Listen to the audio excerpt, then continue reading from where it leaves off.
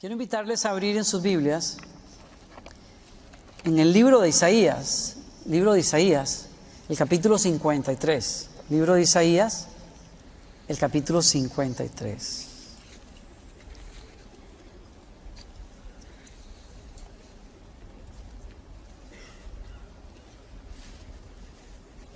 Si hay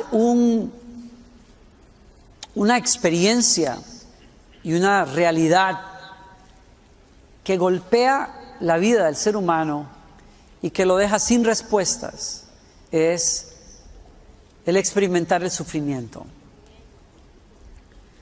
Los teólogos han llenado volúmenes enteros a lo largo de los siglos tratando de responderle a los seres humanos por qué sufrimos, tratando de encontrar razones, explicaciones, especialmente cuando los buenos sufren. Asaf, ese hombre de Dios en la Biblia, se desilusionó por ser un hombre piadoso, pero que no vivía en los mejores términos según él. Y también, quizás el caso clásico que podríamos mencionar es Job, no el que nos dirigió en alabanza, sino el de la Biblia, que lo perdió todo en un solo día, lo perdió todo y eventualmente perdió su salud. Y luego vivió el silencio de Dios por mucho tiempo.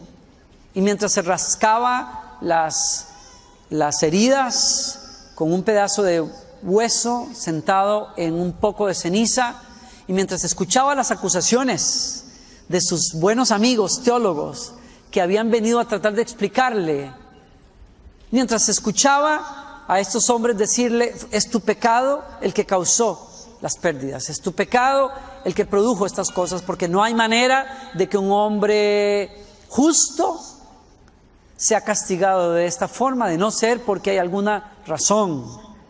Mientras él escuchaba esas explicaciones, muchas de ellas muy loables, muy bien construidas, argumentos realmente sabios, nadie podía convencerlo de que había algún sentido para tanto sufrimiento. Y ustedes saben que al final de su periodo de prueba, lo único que le queda es encontrarse con Dios. Se encuentra con Dios, no hay mayores explicaciones. Hay una sola cosa que Dios le dice en medio de todo eso, y es: no me conocías, pero vine para que me conozcas. Para que me conozcas en medio de tu sufrimiento. Isaías 53, entonces, es la profecía más conocida, mejor conocida, de la venida del Mesías, que según los judíos iba a venir en carro de fuego a romper con los enemigos de Israel y establecer un reino poderoso y eterno, pero vino de la forma más insospechada, más quieta, casi indefensa, y vino para sufrir. Vino para sufrir. Quiero hablarles a ustedes de la bendición del sufrimiento. Una bendición misteriosa. Una bendición misteriosa. Porque es precisamente el ejemplo que Dios hecho hombre nos da a nosotros, de que al venir a la tierra, Él tiene que aceptar el hecho, el llamado, de que Dios lo llama a Él a venir a la tierra para sufrir por nosotros. Isaías 53 dice, ¿lo tienen ahí ya? ¿Encontraron? ¿Tienen su Biblia? Si no la tienen, acérquense a algún amigo. Quiero que tomes nota de varias cosas acá. Si te gusta tomar nota, toma nota. Voy a partirte el pasaje en 2-3 partes para hablar del sufrimiento. Quiero hablar del sufrimiento de Jesús en primera instancia. Número 1, sufrió en su vida. O sea, desde el momento en que Jesús, Dios, se hace carne, desde ese momento, su encarnación es en realidad un sufrimiento. Su encarnación es un sufrimiento. Dice el verso 2, Isaías 53, mi siervo creció en la presencia del Señor como un tierno brote verde, como raíz en tierra seca. No habría nada hermoso ni majestuoso en su aspecto, nada que nos atrajera hacia Él. Y usted está viendo que en la sabiduría de Dios, cuando Dios, mire este cuadro aquí al frente, cuando Dios, creador de cielo y tierra, poderoso, luz de luz, poder de poder, sabiduría de sabiduría, justicia perfecta, santidad perfecta, cuando ese ser decide hacerse uno de nosotros, toma una forma que no tiene atractivo alguno. Y el contraste es brutal, es muy fuerte. Se le compara en el libro de Isaías a un brote o a una raíz seca, que no tiene ningún atractivo, que no impresiona a nadie. Jesús nace en el lugar más insospechado, en un pesebre, donde a nadie lo espera, nadie lo celebra, excepto ángeles, y gracias a Dios unos pastores, porque los ángeles les hicieron el favor de avisarles que había nacido el Mesías. Nadie lo recibió, el hotel estaba cerrado, el pueblo estaba abarrotado, nadie lo recibe. Esa es la manera en que Dios entra en escena. Dígame una cosa, si usted es el dueño del universo, pero a la hora que usted entra a hacer su misión por los seres humanos, lo hace en la forma de un bebé, en un pesebre, en una mísera aldea como Belén. Dígame si eso no es sufrimiento desde la entrada. Si usted es el dueño del tiempo, pero luego se somete al tiempo, ese hecho en sí mismo es un sufrimiento. Si usted es eterno, pero se somete al tiempo para contar días, meses y años, dígame si eso no es sufrimiento. Si usted tiene el poder de hacer lo que sea, cuando sea, como sea, y de pronto se halla dependiendo del alimento del pecho de una mujer, dígame si eso no es sufrimiento. Toda su vida, desde que se encarna, abraza un proceso que es sufrimiento, es limitación. 2, sufrió en su obra. Lo que él viene a hacer es en sí encarnar un camino de sufrimiento. Mire, verso 3, un camino en donde él tiene que enfrentar rechazo, soledad, abandono, desprecio. Fue despreciado y rechazado, hombre de dolores, conocedor del dolor más profundo. Nosotros le dimos la espalda y desviamos la mirada. Fue despreciado y no nos importó. Díganme si no hay una cosa más fuerte de manejar en la vida que el ser ignorado por la gente que debería cuidar de ti. Dígame si no hay una cosa difícil en la vida, más difícil que el rechazo de las personas que tú más amas. Dígame si no hay una cosa difícil de manejar, si no es el ser despreciado.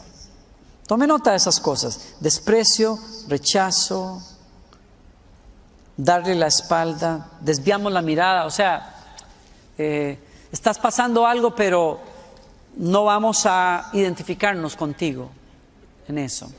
Desviar la mirada, hacerse de la vista gorda, o en otras palabras, no tener la menor empatía hacia la persona que está sufriendo. Si hay una cosa que quiebra a los seres humanos, es pasar un sufrimiento y que las personas ni lo pelen, especialmente los que están cerca. Su vida en sí misma, su interacción con los seres humanos, si se puede descifrar en una palabra, es rechazo de principio a fin. Hay pocas personas que expresan amor hacia Jesús en esos años, pero la tónica principal con su nación es la de rechazo. 3,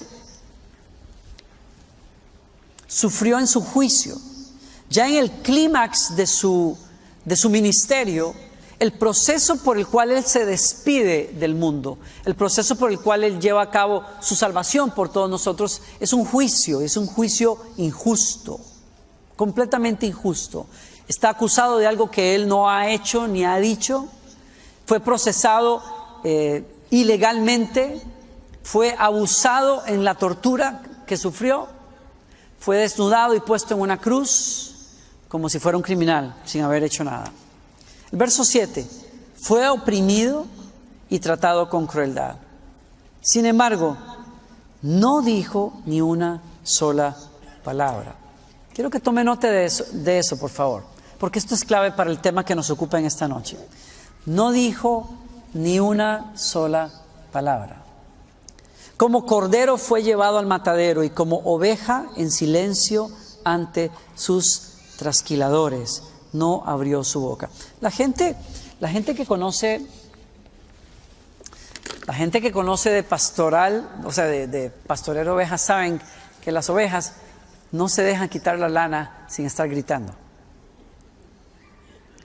Jesús fue desvestido, torturado, humillado, expuesto, en silencio. Hay algo, lo que quiero decir acá es esto, y voy a retomarlo en 5 minutos. Hay algo en la forma en que Jesús abraza su sufrimiento que nos enseña a nosotros mucho. Él podía abrir la boca y maldecir, que tiene el derecho de maldecir. El único que tiene derecho de maldecir es Dios. El único que puede mandar, perdonen la palabra, a la porra a alguien es Dios. El único que puede mandar al infierno a alguien es Dios, dicho fríamente, como juez. La única vez en que Jesús abre los labios es precisamente cuando está siendo cuestionado por un líder. Y Jesús abre los labios para contestar, y entonces el alguacil lo golpea en la mejilla y Jesús le dice: ¿por qué me golpeas? Le dijo, esa no es manera de hablarle al sumo sacerdote. Jesús le dice, si lo que he dicho es incorrecto, pero si lo que estoy diciendo es verdad, ¿por qué me golpeas? Es la única vez. Y al hacerlo está estableciendo un principio de verdad. Este juicio entero, como se está manejando, es injusto. Jesús abraza el sufrimiento con la capacidad de hacer algo al respecto, pero no lo hace, por lo que vamos a ver en un rato. Nada más deje por ahí en sus notas el silencio de Jesús ante el maltrato. Pudo maldecir, pudo condenar, pudo quejarse, pero no lo hizo. Verso 8, al ser condenado injustamente, se lo llevaron. Él no había hecho nada malo. Verso 9, y jamás había engañado a nadie, pero fue enterrado como un criminal. Si yo tuviera que sacar un principio de esto que estamos leyendo, es el siguiente: si Dios creador de todas las cosas, se hace hombre para salvarnos a nosotros, pero en el proceso tiene que ser quebrado a través del sufrimiento, ¿no debería darnos a nosotros luz para entender que si Él, siendo Dios perfecto y hombre perfecto, sufre, ¿quiénes somos nosotros para no sufrir? No estoy tratando de venderle a nadie el sufrimiento. Yo no voy a hacer un llamado tampoco para los que quieren sufrir al final. Sería ilógico, nadie quiere sufrir. Pero es que a nadie nos pregunta si queremos o no. Sufrimos. La vida está llena de inconsistencias, de injusticias. Personas que te cierran la puerta cuando eres el candidato perfecto para un trabajo o para una beca. En fin, personas que te rechazan si no tienen ninguna razón. Enfermedades que tocan a la puerta y llevan a las personas a la muerte sin ninguna explicación. Vidas que son cortadas temprano. 2 chicas mueren, 14 años esta semana, cuando van en el autobús de la escuela. O sea, ¿quién se puede explicar una cosa así? Salieron de su casa, le dieron el beso a sus padres en la mañana, esperando regresar en la tarde y nunca regresaron. He estado orando por esos padres, no imagino el dolor que ellos están atravesando el día de hoy. ¿Hay alguna explicación para eso? No. El sufrimiento toca la puerta de muchas maneras. Hay personas sometidas al sufrimiento emocional, están al lado de una pareja que es difícil vivir la vida con ella. Es una realidad. Hay hijos ingratos y puedo seguir refiriéndome a muchas otras cosas. Usted sabe. Nadie pide el sufrimiento, es parte de la vida. ¿Consuela a alguno de ustedes que yo le diga eso? No, me siguen mirando como, todos sabemos eso. No nos consuela para nada, pero mi punto es el siguiente. Vuelvo a decirlo. Si el Hijo de Dios entra en el mundo, y entrar en el mundo significa sufrimiento, ¿por qué te preguntas tú o yo, por qué yo? ¿Están conmigo? Yo sé que tampoco les consuela, pero se los dejo para que lo piensen. En cuarto lugar, sufrió en el lugar de otros y por el bien de otros. Y aquí quiero llevarlos a donde quiero ir realmente en esta noche. Sufrió en el lugar de otros y por el bien de otros. Y en este sentido, el sufrimiento de Jesús es único, es único. Nadie más va a experimentar el sufrimiento, la limitación, como Dios hecho hombre lo hizo. Nadie más puede saber lo que es ser eterno y volverse un ser mortal o limitado. Nadie conoce lo que es ser el dueño del tiempo para luego someterse al tiempo. Nosotros nacimos de este lado de la eternidad. Lo único que conocemos es mortalidad, enfermedad, limitación. No sabemos lo que es eso, y en ese sentido el sufrimiento de Jesús es único. Por más que nos rompamos la cabeza tratando de imaginar cómo será el sufrimiento de Jesús, nadie lo puede saber. Y si a eso añadimos que va a la cruz a un sufrimiento injusto, pero que va a la cruz por el bien de muchos, haciendo algo que nadie más puede hacer en el universo. Solo Jesús puede tomar el lugar de otros para que al pagar el precio por ellos puedan ser liberados de la muerte. Nadie más aquí puede vivir ese tipo de sufrimiento. Y en ese sentido es completamente único y está separado del resto de ejemplos. Con lo difíciles que puedan ser los ejemplos de sufrimiento que usted pueda traer hoy o que hayamos visto en la humanidad, nadie se puede poner al lado de él en ese sentido. Sufrió en el lugar de otros y por el bien de otros. Verso 4, me regreso. Sin embargo, fueron nuestras debilidades las que Él cargó. Fueron nuestros dolores los que lo agobiaron. Y pensamos que sus dificultades eran un castigo de Dios.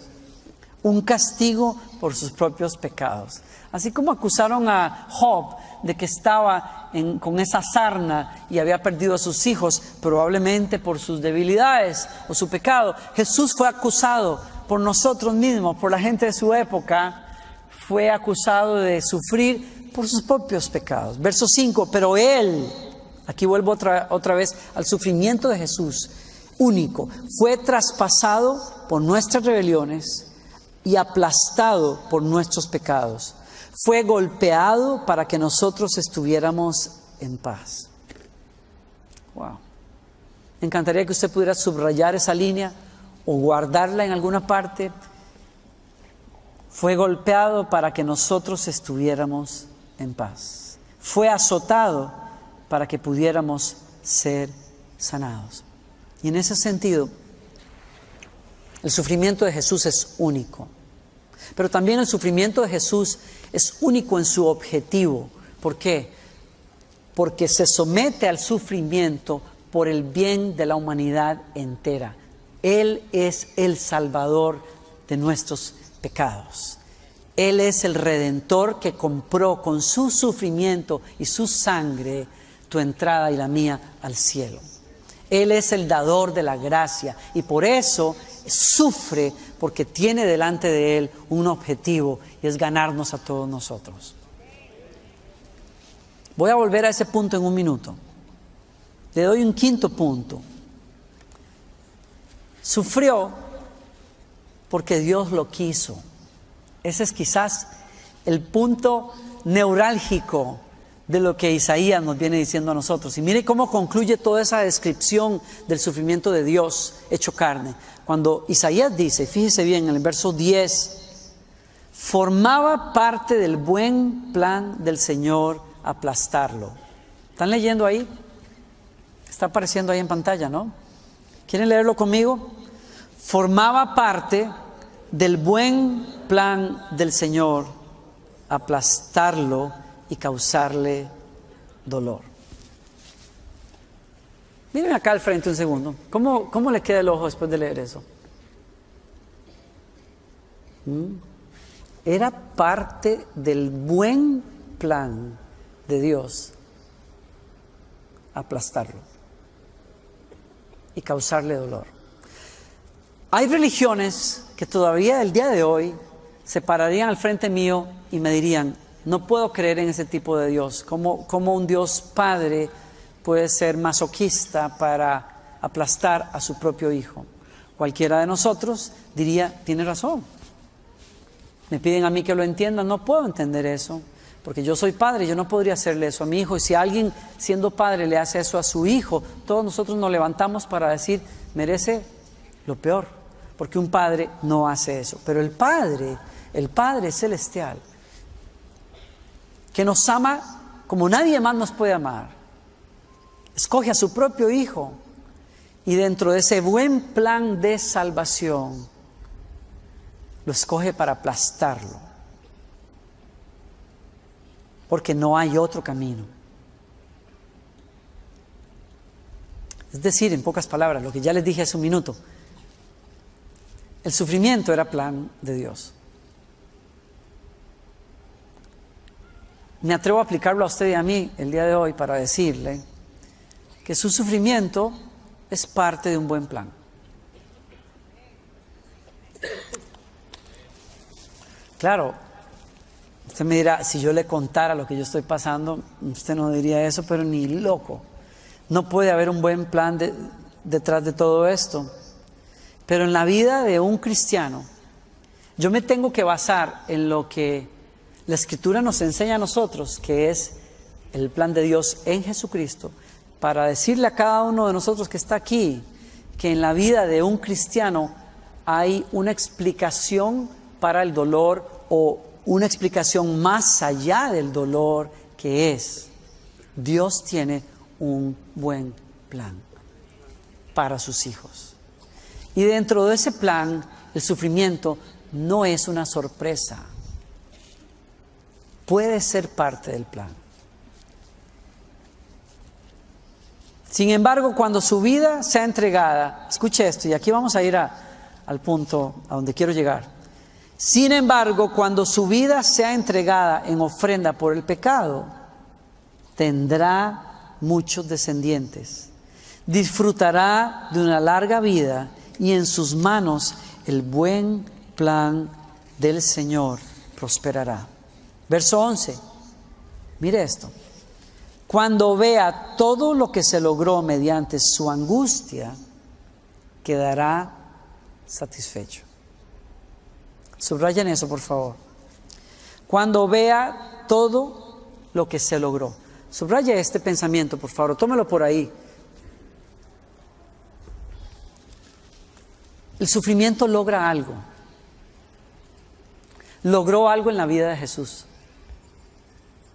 Sabía que después de un sufrimiento que no tiene explicación, si tuviera explicación, Jesús no hubiese gritado: Padre, ¿por qué me has abandonado?, en la cruz. En ese momento no hay explicación posible para Jesús. El dolor es terrible, la asfixia mortal, a minutos de la muerte. Hay confusión, el corazón está explotando dentro de él, los huesos se están descoyuntando. Es indescriptible el dolor de la crucifixión. Él no puede explicar cómo puede soportar este momento. Él no entiende, quizás, y por eso grita: ¿dónde estás, Padre? ¿Por qué me has abandonado? Porque el sufrimiento, cuando usted lo pasa, es inexplicable. Tráigame todos los libros sobre el sufrimiento y nadie te va a consolar en ese momento.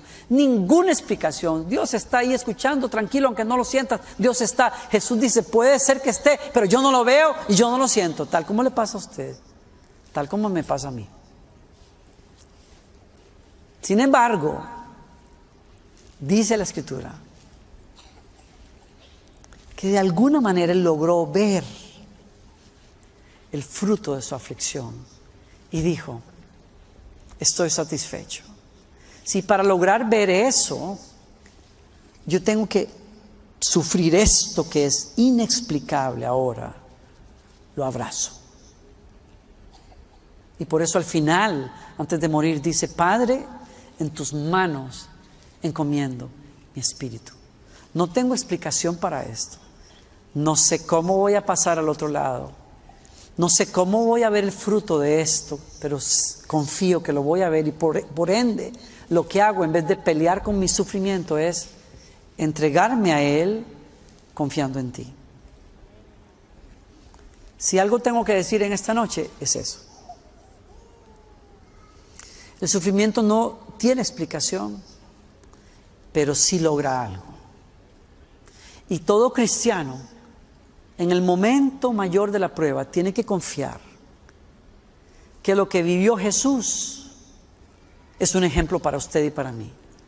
Que aunque usted no se explique ese momento de soledad en que no ve a Dios, Jesús nos abre el camino para entender que si nos entregamos a Dios, abrazar el sufrimiento no es terminar en derrota, es saber que te vas a levantar un día en completa victoria viendo el propósito de Dios.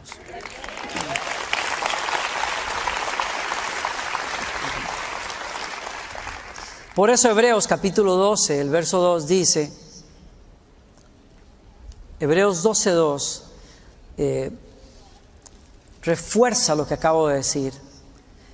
Esto lo haremos al fijar la mirada en Jesús, el campeón que inicia y perfecciona nuestra fe. Debido al gozo que le esperaba, Jesús soportó la cruz sin importarle la vergüenza que ésta representaba. Ahora está sentado en el lugar de honor junto al trono de Dios. Mire esto y subraya el verso 2 al final. Debido al gozo que le esperaba. Debido al gozo que le esperaba. Míreme acá un segundo. Si usted está pasando un sufrimiento terrible el día de hoy, espero que encuentre algunas explicaciones, pero si no las encuentra, la Biblia te marca un camino. Es el camino que marca Jesús. El sufrimiento puede acabarte o el sufrimiento puede lograr algo. Es lo que Jesús nos enseña. Y en el caso de Él, logra mucho. Dice, en la tortura de la cruz, Jesús puso los ojos más allá de donde Él estaba en ese momento para ver lo que iba a lograr. Y en el caso de nosotros, tenemos que tener la confianza de que si en medio del sufrimiento levantamos los ojos con esperanza, la esperanza produce que usted sepa que aunque lo que hoy está viviendo es duro, si usted se encomienda en las manos de Dios, lo que va a venir después es el fruto de Dios en su vida. Sea en usted mismo o sea a través de usted por el bien de otras personas, pero el sufrimiento no se queda allí y no nos deja a ninguno de nosotros allí pegados. Nos lleva a lograr algo, nos lleva a lograr algo interno, nos lleva a lograr un enriquecimiento interno y nos lleva a lograr cosas también que Dios quiere cumplir a través de nosotros. Y a la postre, probar el sufrimiento de la muerte nos lleva a las puertas de la gloria. Yo sé que nadie dijo amén, porque ¿quién quiere morirse? Nadie. Todos queremos ver al Señor, pero nadie quiere partir. Esa es la realidad, ¿no? Si yo preguntara hoy, ¿cuántos quieren ver al Señor? Todos dirían amén. Pensarían que vamos a estar cantando en 5 minutos, abre mis ojos, oh Cristo. Claro, todos queremos ver a Cristo, pero nadie quiere verlo en realidad, o sea, por lo menos ahora. Sin embargo, estoy diciendo que el sufrimiento póstumo, que es esa carrera final, que en algún momento tendremos que caminar hacia la muerte, nos lleva a una cosa que es indecible, que es cruzar esos portones de gloria. Y en ese sentido, no hay manera de que un cristiano pierda cuando abraza el sufrimiento con una actitud de esperanza.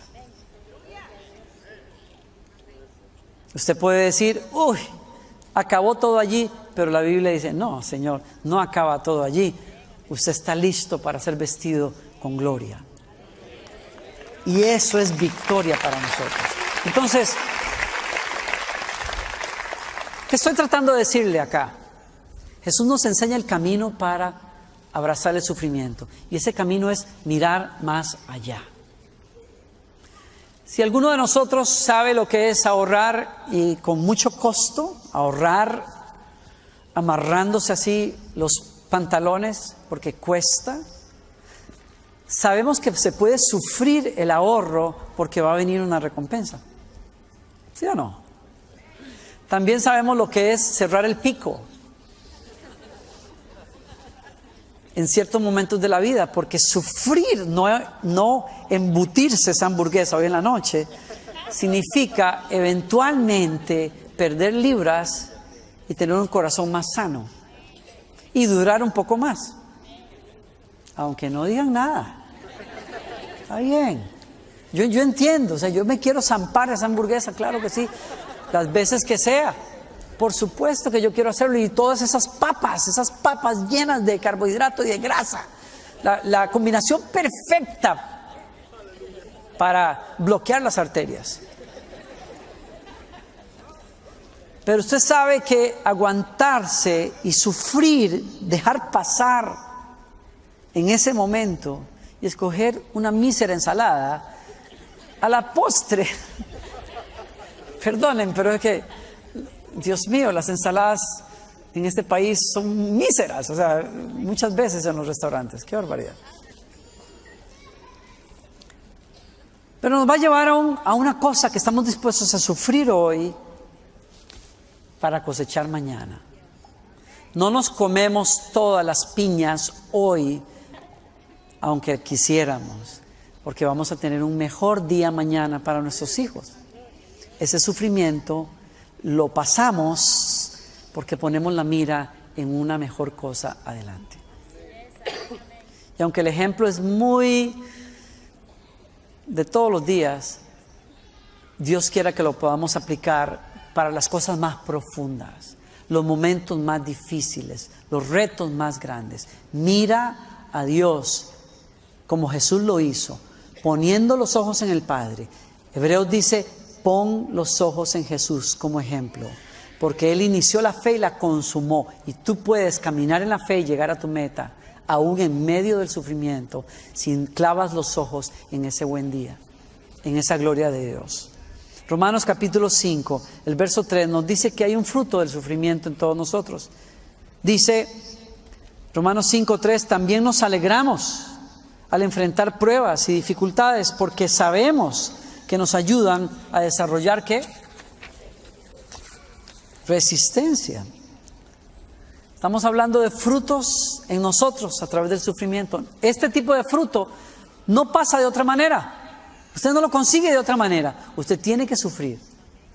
O sea, cuando usted se mete en un cursito, que yo no me he metido ni pienso hacerlo, pero de CrossFit, que está muy de moda, usted sabe que se tiene que meter a sufrir. Y hay unos verdugos que son los entrenadores que creen que uno es Superman vestido de civil, una cosa así, y hasta que no lo ven a uno con los niveles de azúcar en el piso y pidiendo el 911 o llamando, no lo dejan en paz a uno. Pero no hay otra manera de crear resistencia cardiovascular, resistencia muscular, que ponerse a hacer ejercicio. Usted no va a crear resistencia física al frente del televisor.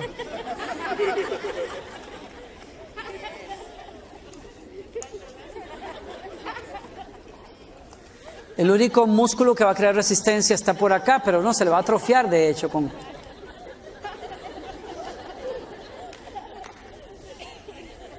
No creamos resistencia así. Lo creamos a través de un proceso de sufrimiento. Nos exponemos a eso. Y entonces vuelvo a decirlo, nadie aquí va a pasar al frente cuando yo haga un llamado para el sufrimiento, pero todos estamos en la escuela. Y en alguna manera, tarde que temprano, usted tiene que ver el sentido. Cuando usted pasa por el valle del sufrimiento, usted o Dios quiere que usted se haga más fuerte. el sufrimiento tiene la capacidad de botarnos, pero también tiene la capacidad de hacernos más fuertes. Y Pablo dice, vamos a desarrollar resistencia. Y la resistencia, oiga, la resistencia desarrolla firmeza de carácter. Me gusta muchísimo eso. Una cosa es tener carácter. Uno puede aplicar el carácter en ciertos momentos. Tuviste la oportunidad de copiar en un examen, pero no lo hiciste. Es carácter, ¿no? Qué sé yo, otra vez estás en una dieta y te ofrecieron un cupcake y tú dices, bueno, es sábado. Ustedes saben, ese cuentico que todos tenemos, ¿verdad? Cuando entramos a una dieta, qué sé yo, a principios de año, porque en diciembre éramos borregos así, comiéndonos el mundo entero, pensando que el fin del mundo venía el 1 de enero, y entonces comimos todo lo que pudimos comer y entonces la primera semana de enero todos estamos a dieta, todo el mundo comiendo ensaladitas y zapallos pasados en agua, y qué cosa tan terrible. Pero bueno, fuimos el sábado de un cumpleaños, ¿y cómo se le va a negar a la niña? No, es que pues, se me va a ofender la niña, qué pena, ¿no? Yo tengo que aceptarle cupcake y está así cargado de azúcar, derritiéndose y grasa. Es demasiado, ¿no? ¿Qué se puede hacer? Hay que sufrir el momento, ¿no? Entonces usted dice, pues, ni modo, ¿no? Entonces, usted tiene un carácter selectivo. Usted sabe que los seres humanos somos así, somos selectivos. En algunas áreas somos muy estrictos y muy morales, pero en otras áreas como que la dejamos pasar. Es sábado. No, mañana voy a la iglesia y pido perdón. Usted sabe, yo no estoy hablando de nadie, ¿ok? O sea, somos como usted conoce, muy estrictos, y los niños tienen que llevar las tareas a la escuela y tienen que llegar en punto porque las cosas tienen que ser así. Pero pues hay un programilla ahí pasado de XXXX y usted, bueno, la verdad que hay que refrescarse la vista de vez en cuando. Además nadie se da cuenta, ¿no? Entonces, ¿qué pasa? Tenemos carácter, pero no lo aplicamos todo el tiempo. Cuando uno pasa el sufrimiento, algo provoca el sufrimiento, o puede provocar, y es que usted abrace lo que es verdadero, lo que vale la pena, y no lo aplique solo una vez por acá cuando le convenía y la otra no, sino que usted se vuelva firme en su carácter. Que usted no venda la verdad, que no la comprometa, que no comprometa su integridad bajo ninguna circunstancia, porque el sufrimiento produce que nos despojemos de lo trivial y comencemos a pesar lo que es verdaderamente importante en la vida. Y Pablo dice, si usted abraza el sufrimiento en una actitud correcta o la actitud que Dios quiere, se va a desarrollar firmeza de carácter en usted, y el carácter fortalece nuestra esperanza segura de salvación. Voy a hablar un momento más de eso al final, pero lea conmigo en este sentido el último verso que leo para usted hoy. Primera de Pedro capítulo 4, el verso 1. Escuche esto y ponga la atención. He dicho que el sufrimiento produce una especie de enfoque en las cosas que son más importantes. Un enfoque en lo espiritual, un enfoque en el carácter, un enfoque en buenas decisiones. Eso hace el sufrimiento. Mire, dice Primera de Pedro, puesto que Cristo ha padecido por nosotros en la carne, vosotros también armaos del mismo pensamiento, pues quien ha padecido en la carne terminó con el pecado. Míreme aquí al frente, es un versículo difícil de entender. Míreme por favor, un segundito. Trato de parafrasear de alguna manera lo que entiendo de ese versículo. Mire, cuando Jesús abrazó la cruz como nuestro Salvador, sabía que al subir al Gólgota, esa era la última faceta de su vida. Su cuerpo iba a morir en esa cruz, pero luego iba a resucitar para darnos salvación. Mi punto es el siguiente.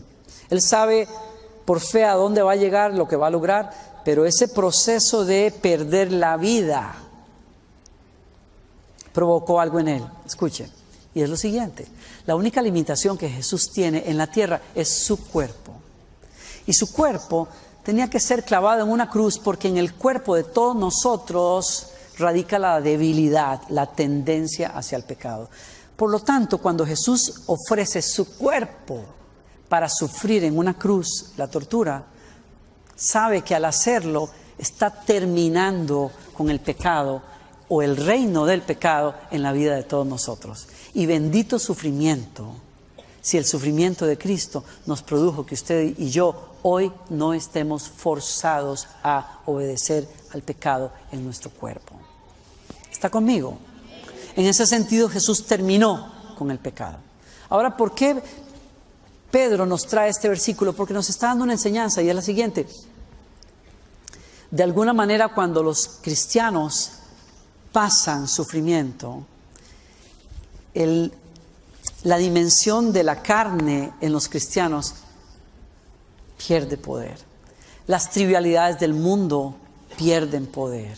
Los apetitos de la carne se apagan.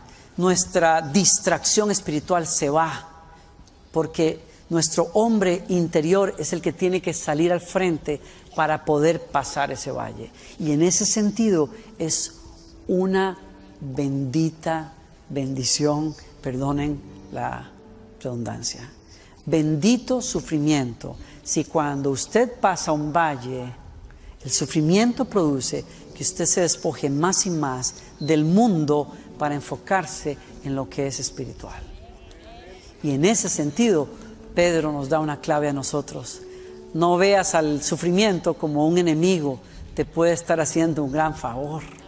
Has estado distraído en muchas cosas, pero ahora no tienes tiempo de esas distracciones, porque para pasar este valle te tienes que agarrar de Dios. Para pasar este valle tienes que aplicar el carácter. Para pasar este valle tienes que hacerlo con la certeza de que Dios te va a llevar a un mejor día si le obedeces. Entonces, el sufrimiento se convierte en una bendición misteriosa. No lo podemos explicar, pero lo podemos abrazar. Y si lo abrazamos como Dios quiere, nos va a bendecir. Leo una traducción distinta de lo que acabo de leerles. Ustedes deben de estar dispuestos a sufrir, así como Cristo sufrió mientras estuvo aquí en la tierra. Si ustedes sufren como Cristo, ya no seguirán pecando. Y lo que el apóstol puede querer decir es otra vez, ustedes no van a estar enredados en los niveles o dimensiones de la carne, van a estar enfocados en el Espíritu. Termino con esto. Pedro le está hablando a una generación que literalmente van a ser mártires. Pedro le está hablando a una generación a quienes los están sacando de las casas y los hunden en las cárceles y después eventualmente los van a quemar como antorchas en los estadios romanos. Le está hablando a una generación que va a enfrentar literalmente la muerte por su fe y ya la están viviendo. Es gente que literalmente sufren en carne propia la fe. No están cómodamente sentados congelándose porque el aire acondicionado es demasiado bueno aquí. Están lidiando con la muerte misma y Pedro les dice, miren más allá. Puede parecer cruel el día de hoy, pero en realidad les están haciendo un favor. Ustedes se están encaminando a la gloria sin el peso de una vida de pecado. Están enfocados en lo que es más importante. Mire, leía un libro muy recomendado. Este libro fue catalogado por el New York Times y en los Estados Unidos está catalogado como uno de los mejores 10. La librería, del Congreso en Washington lo ha declarado como uno de los 10 libros de mayor influencia en América. Se llama El hombre en búsqueda de sentido, escrito por Viktor Frankl. Y Viktor es un psiquiatra que sufrió siendo judío durante la Segunda Guerra Mundial en un pequeño campo de concentración en Europa. Sobrevivió. Dedica este libro como psiquiatra a explicar todos los procesos que él vivió y que miró en sus compañeros de campo de concentración. Todos los procesos mentales, psicológicos que ellos vivieron en ese campo de concentración y cómo él tuvo que ayudar a otros a superar las condiciones más increíbles y fuertes que alguien puede atravesar. Y me llamaba mucho la atención ver cómo él termina el libro cuando él dice, finalmente los americanos llegaron y los liberaron, abrieron las puertas, los mismos soldados que los tenían torturados y atormentados abrieron las puertas con sonrisas amables para decirles que se podían ir porque habían sido vencidos. Primero parecían, dice él, como esas mascotas a las cuales usted les ha enseñado que no pueden cruzar una línea. Todos veían la puerta abierta, pero no se atrevían a cruzar pensando que los iban a agarrar a patadas cuando cruzaran la línea. Finalmente, cuando se dieron cuenta que era verdad, comenzaron a caminar. Y por varios días recorrieron pueblitos, aldeas y campos. Día y noche caminaban sin parar, como zombies. No podían creer que finalmente aquella pesadilla había terminado. Él dice que llegó a un campo lleno de flores en una aldea cercana después de 2 o 3 días de caminar sin parar, y se tiró al piso en el césped, miró a los cielos azules intensos, y las únicas palabras que salieron de él fue: clamé al Señor y escuchó mi voz y me sacó del lodo cenagoso. Y dice que no sé durante cuántos minutos, lo único que salió de su espíritu fue decir: este pobre clamó al Señor y el Señor lo escuchó y lo libró de todas sus angustias. Víctor dice, les leo algo que me pareció muy fuerte, muy hermoso al final de su libro. Al final de nuestra andadura, tras describir la psicología del prisionero de un campo de concentración, hemos de reconocer que la vuelta de aquel mundo ignominioso al caluroso hogar provocaba una maravillosa sensación de fortaleza interior. Pues después de soportar aquellos increíbles sufrimientos, uno ya no tenía nada que temer, salvo a su Dios. ¡Wow! Que aprendas a no temer nada, salvo a Dios. Dígame si eso no es pasar por el fuego y salir al otro lado sin que la llama te haya carcomido.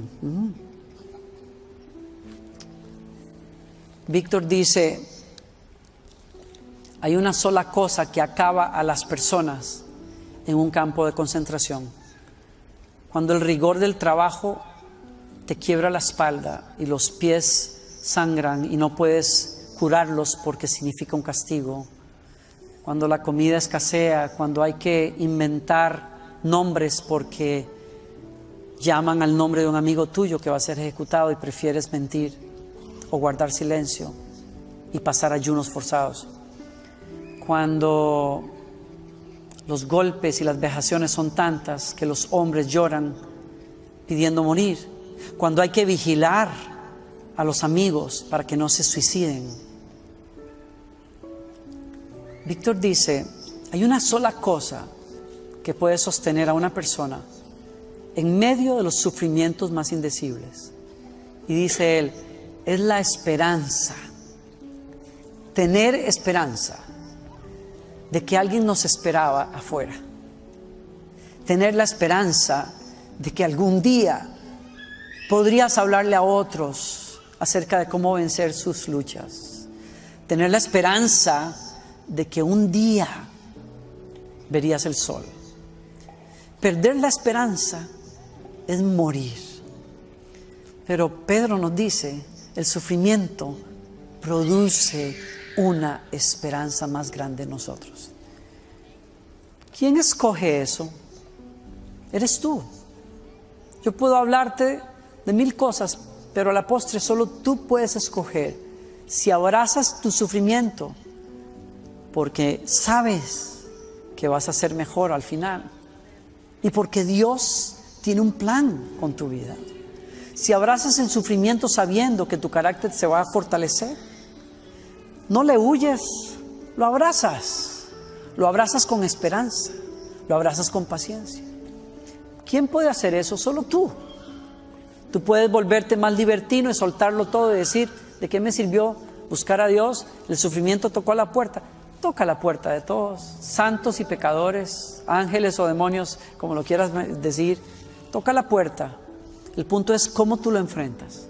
Jesús, ¿qué hizo? Abrazó la cruz mirando que cada uno de nosotros iba a tener vida eterna. ¿Cómo tú abrazas el sufrimiento? Pon los ojos en Jesús y dile, Señor, contigo camino y soy más que vencedor. Abrazo este sufrimiento porque al final yo sé que voy a ser mejor. Voy a ser mejor. Póngase de pie, por favor.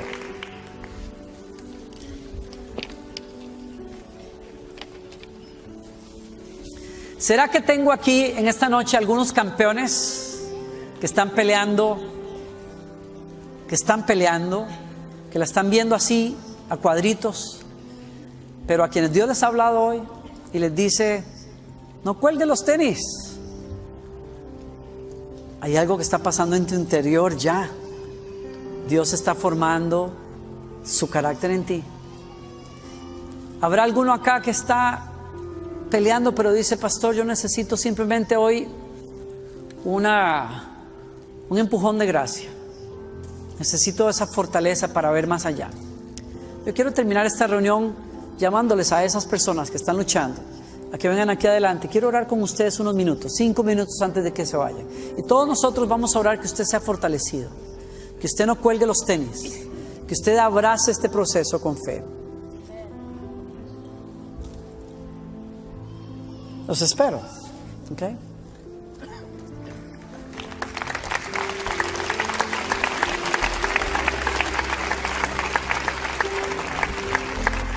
Quiero pedirles que vengan lo más al frente que puedan.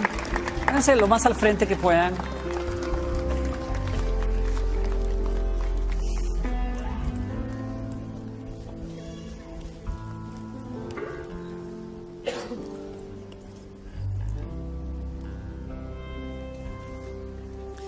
Y los que estamos ahí atrás quedándonos, vamos a levantar los brazos de cada uno de nuestros amigos y nuestros hermanos acá. En un minuto, vamos a orar por ellos.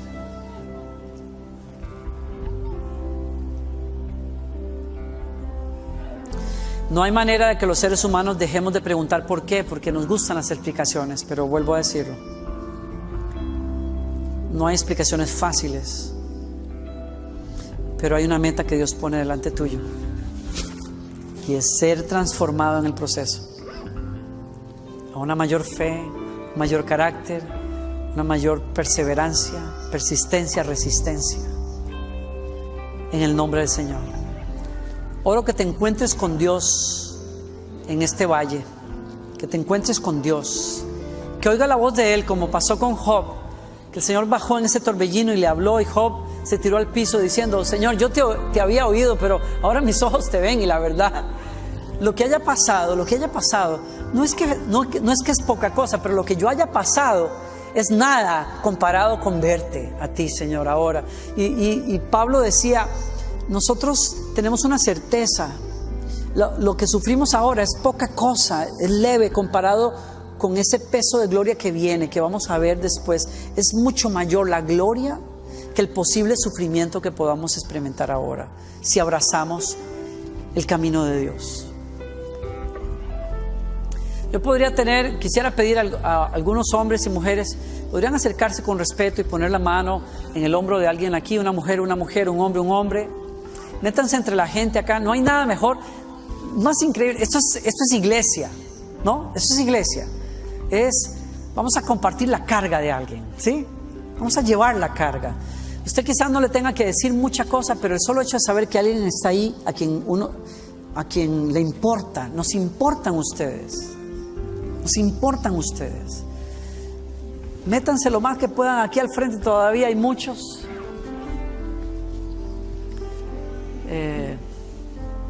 Está bien.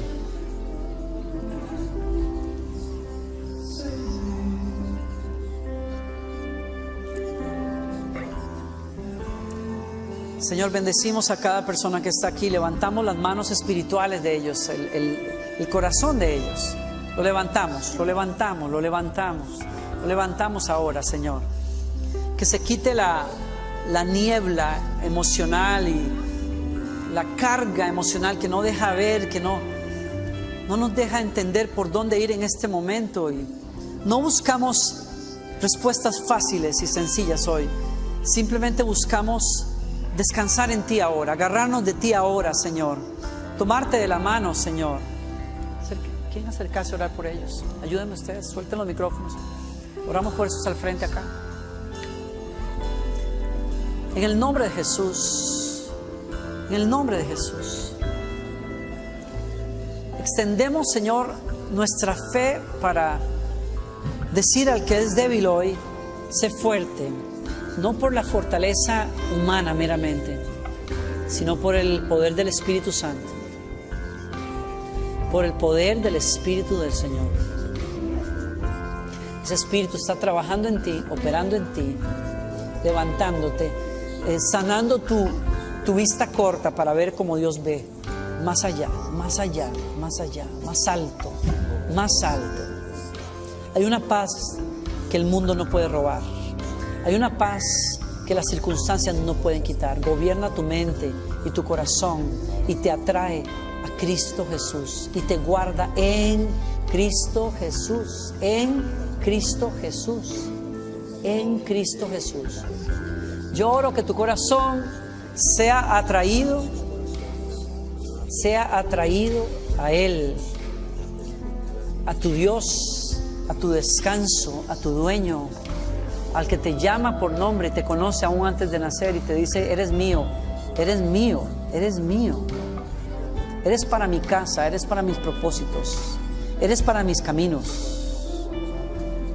Oro, Señor, que tu Espíritu Santo nos enfoque a todos los que estamos acá, en particular a aquellos, Señor, que estamos atravesando valles de dificultad. Enfócanos, libéranos del peso innecesario, de las distracciones, de la vanidad, de lo mundano, Señor, de lo que no sirve, de lo que no es eterno, Señor. Padre, en el nombre de Jesús, enfócanos en ti, enfócanos en tu gloria, enfócanos en tu reino, enfócanos, Señor, en lo que es verdadero, en lo que permanece para siempre, Señor, y que si el sufrimiento nos trae esta bendita gracia de verte más claramente, lo abrazamos con esperanza, no como aquellos que se van a quedar tirados en el camino, sino aquellos que caminan hacia una gloria mayor, a estar más cerca de ti, a estar ocupados en tus negocios, estar ocupados en tu voluntad y ser llenos de una gracia y una gloria mayor en el nombre de Cristo Jesús. Bendecimos a cada uno de nuestros hermanos. Declaramos que esa dirección del Espíritu es clara, que sus oídos espirituales oyen la voz de Dios, sus ojos espirituales se abren para ver el panorama como Dios lo ve, en el nombre de Jesucristo, en el nombre de Jesucristo. Gracias, Padre. No hay arma forjada contra nosotros que pueda prosperar. No hay lengua que se levante en juicio contra nosotros que lo haga de parte de Dios. Porque Dios es por nosotros, y si Dios es por nosotros, ¿quién puede sostenerse en contra de nosotros? Si Dios es el que justifica, ¿quién puede acusarnos? Si Dios es el que nos defiende e intercede por nosotros, ¿quién puede sostenerse con acusaciones en contra de nosotros? ¿Qué nos va a separar del amor de Dios? Vida o muerte, tribulación, hambre, persecución, angustia, peligro o espada. Antes, en todas estas cosas, somos más que vencedores por medio de aquel que nos amó. Por eso hoy podemos decir: todo lo puedo sufrir en Cristo que me fortalece. Todo lo puedo sufrir, todo lo puedo pasar en Cristo y por Cristo que me fortalece. En el nombre de Jesús. En el nombre de Jesús.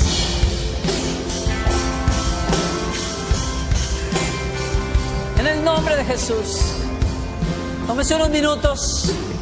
Haz esas manos, ya nos vamos. Dale gracias a Dios. Adórele donde usted está. Sea fortalecido en su hombre interior por el Espíritu Santo de Dios. Sea levantado, ungido, enfocado. Usted ha sido escogido para mejores cosas. Usted ha sido apartado para los planes de Dios. El Espíritu Santo está en usted.